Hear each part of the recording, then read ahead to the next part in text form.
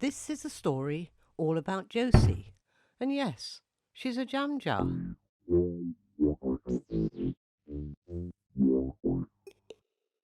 Josie wasn't sure if she was strawberry jam, raspberry jam, or even traffic jam.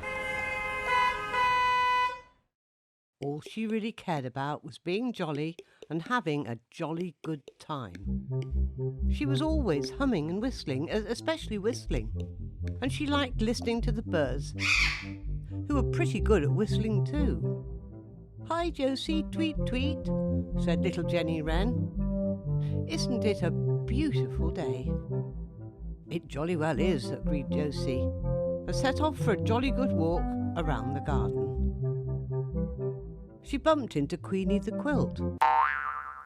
Have you seen my necklace?" she asked, just as Dorothy the donut rolled up and asked, "Have you seen my bracelet?" It would seem that all sorts of shiny things had gone missing. I'll keep an eye open for them," said Josie. "In fact, I'll keep both eyes open." And she laughed as she made her way down the path.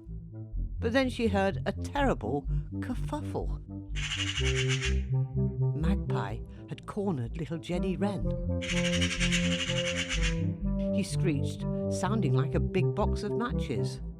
"It's a shame you're not big enough for my dinner, but you'll make a very tasty snack." And in a flurry of black and white, he lunged at little Jenny Wren.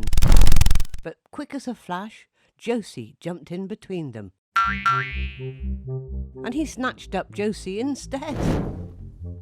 "Oh, I can't eat you," he exclaimed crossly, which is when he noticed how nice and shiny she was.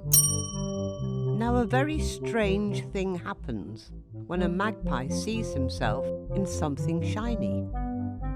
He becomes hypnotized. "Put me down," said Josie crossly. And guess what? He did exactly what he was told to do. Magpie then just stood there with his black beady eyes going around and around. "Hey, what's up with him?" asked Jenny Wren cautiously.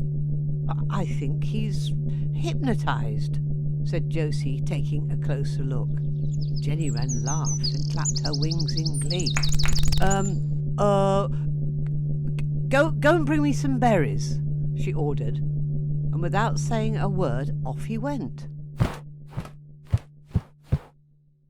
Moments later, he came back with a bag full. Jenny Wren thought this was marvellous. What's going on?" asked Queenie and Dorothy, eyeing Magpie. He's hypnotized," explained Josie. "Ask him to find and bring back your necklace." "Oh, and my bracelet," added Dorothy. So they did, and in no time at all, he fluttered back carrying both. "Oh, how wonderful," said Dorothy, then wondered. Will he really do anything? Will he, take me for a ride?" Magpie stood there placidly as Dorothy climbed up onto Magpie's back and nestled in his black feathers. Take her for a ride around the garden," ordered Josie. Well, Dorothy had the best time ever. "Isn't it fantastic? We can do this whenever we like. And we only need to click our fingers. Click! Just like that." Queenie paled. She knew, like everyone else except Dorothy, that the way to wake someone up from a trance was with a click of the fingers. Of course. Magpie woke up. He screeched, sounding like an even bigger box of matches, and angrily tipped Dorothy off. "Ah!" she squealed as she dropped through the trees, until a long grey trunk reached out and caught her. What a relief.